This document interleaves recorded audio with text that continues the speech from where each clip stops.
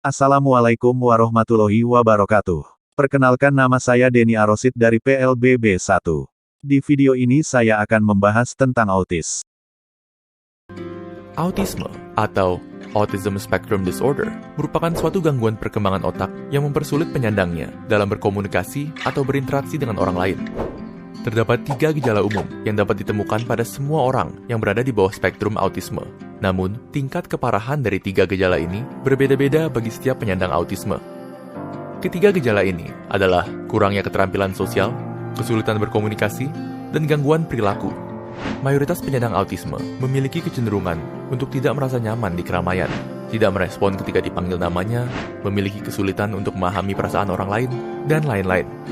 Dalam hal komunikasi, penyandang autisme seringkali mengalami kesulitan memahami apa yang dikatakan orang lain, terutama jika diberi guyonan, lelucon, atau sarkasme.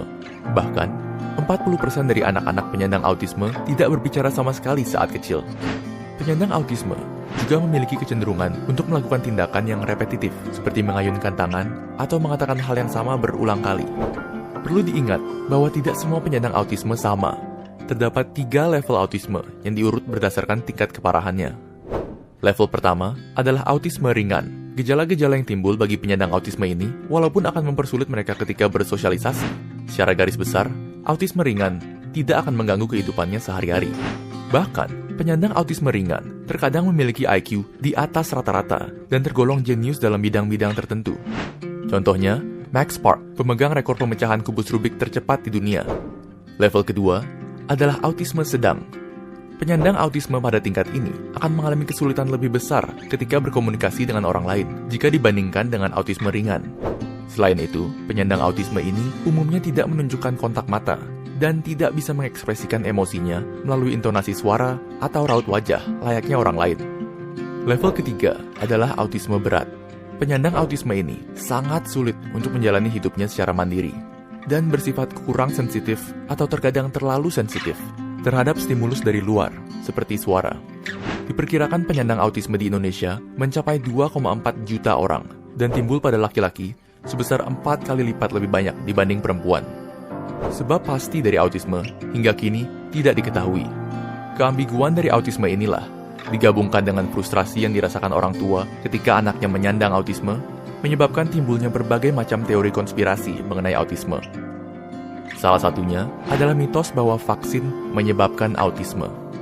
Kami akan mengatakan sekarang juga, vaksin tidak menyebabkan autisme. Berbagai studi epidemiologi skala besar telah membuktikan bahwa tidak ada hubungan antara vaksin dengan terjadinya autisme. Besarnya peran genetik pada timbulnya autisme juga membuktikan bahwa seorang penyandang autisme kemungkinan besar terlahir dengan autisme. Autisme merupakan kondisi seumur hidup.